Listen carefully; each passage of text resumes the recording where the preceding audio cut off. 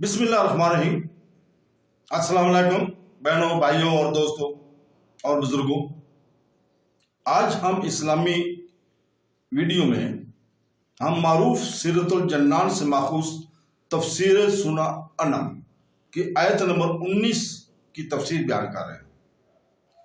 براہ کرم اس ویڈیو کے آخر تک ہمارے ساتھ رہیں۔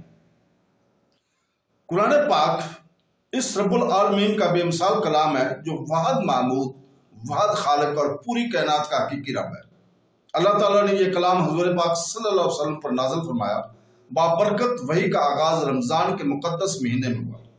سیدنا جبرائیل علیہ السلام کو حضور پاک صلی اللہ علیہ وسلم پر وحی نازل کرنے کی سعادت حاصل ہوئی۔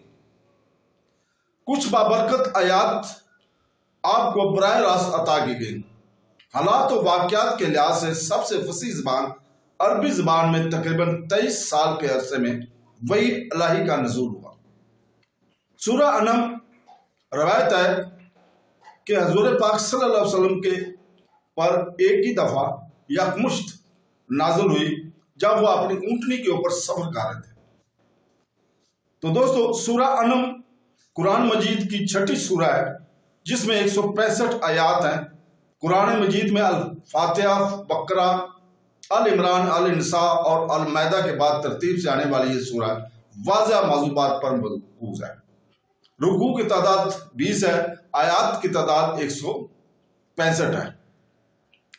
تو دوستو، اللہ تعالیٰ نے سورہ انعام کی آیت نمبر 19 میں فرمایا، جس کا ترجمہ ہے، تم فرماؤ سب سے بڑی گواہی کس کی ہے؟ فرما دو کہ میرے اور تمہارے درمیان اللہ گواہ ہے اور میری طرف اس قرآن کی وحی کی گئی ہے تاکہ میں اس کے ذریعے تمہیں جن کو یہ پہنچے انہیں ڈراؤں۔ کیا تم کوئی گواہی دیتے ہو کہ اللہ کے ساتھ دوسرے معبود بھی ہیں؟ تم فرما دو کہ میں یہ گواہی نہیں دیتا، تم فرماؤ کہ وہ تو ایک ہی معبود ہے اور میں ان سے بیزار نہیں ہوں جنہیں تم اللہ کے شریک ٹھہراتے ہو۔ اس آیت کا شان نزول یہ ہے کہ اہل مکہ نبی کریم صلی اللہ علیہ وسلم سے کہنے لگے کہ اے محمد صلی اللہ علیہ وسلم، ہمیں کوئی ایسا دکھائیے جو آپ صلی اللہ علیہ وسلم کی رسالت کی گواہی دیتا ہو۔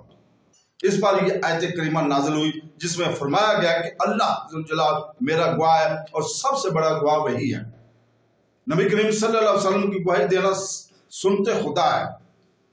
اللہ تعالیٰ نے حضور پاک صلی اللہ علیہ وسلم کی گواہی کس طرح دی؟ ایک یہ کہ اپنے خاص بندوں سے گواہی دلوا دی، دوسرے یہ کہ آپ صلی اللہ علیہ وسلم پر جو کلام اتارا اس میں آپ صلی اللہ علیہ وسلم کی نبوت کا اعلان فرمایا، تیسرے یہ کہ آپ صلی اللہ علیہ وسلم کو بہت سے معجزات عطا فرمائے۔ یہ سب رب تعالیٰ کی گواہیاں ہیں۔ اس سے معلوم ہو کہ اللہ تعالیٰ کی گواہی دینا سنتے رسول ہے اور رسول پاک صلی اللہ علیہ وسلم کی گواہی دینا سنتے خدا ہے۔ ہمارے خدا صلی اللہ علیہ وسلم کا گواہ خود رب العالمین جو جلال ہے اور کلمہ شہادت میں دونوں گواہیاں جمع فرما دی گئی ہیں۔ سبحان اللہ، یعنی اللہ تعالیٰ میری نبوت کی گواہی دیتا ہے اس لیے کہ اس نے میری طرف سے اس قرآن کی وحی فرمائی، اور یہ ایسا عظیم معجزہ ہے کہ تم فصیح و بلیغ اور ثابت زبان ہونے کے باوجود اس کا مقابلہ کرنے سے عاجز رہے۔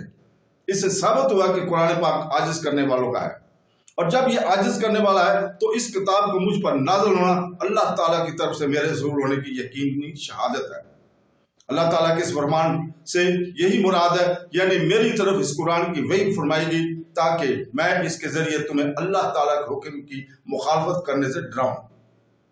یعنی میرے بعد قیامت تک آنے والے جن افراد تک یہ قرآن پاک پہنچے، خواہ وہ انسان ہوں یا جن، ان سب کو میں حکم اللہ کی مخالفت سے ڈراؤں۔ حدیث شریف میں ہے کہ جس شخص کو قرآن پاک پہنچا یہاں تک کہ اس نے قرآن سمجھ لیا تو گویا اس نے نبی کریم صلی اللہ علیہ وسلم کو دیکھا اور آپ صلی اللہ علیہ وسلم کا کلام مبارک سنا۔ حضرت انس بن مالک رضی اللہ تعالیٰ عنہ نے فرمایا کہ جب یہ آیت نازل ہوئی تو سرکار دو عالم صلی اللہ علیہ وسلم نے کسرا اور کسرو وغیرہ سلاطین کو دعوت اسلام کے مکتوب بھیجے۔ ترمذی کی حدیث میں ہے کہ اللہ تعالیٰ طرز و تازہ کرے اس کو جس نے ہمارا کلام سنا اور جیسا سنا ویسے پہنچایا۔ بہت سے لوگ جنہیں کلام پہنچایا جائے وہ سننے والے سے زیادہ اہل ہوتے ہیں، اور ایک روایت میں آئے سننے والے سے زیادہ افقہ ہوتے ہیں۔ اسے فقہ کی قدر و منزلت معلوم ہوتی ہے۔ نیز یہ بھی معلوم ہوا کہ نبی کریم صلی اللہ علیہ وسلم کی نبوت اور قرآن کی ہدایت کسی زمان اور مکان کے کسی قوم کے ساتھ خاص نہیں۔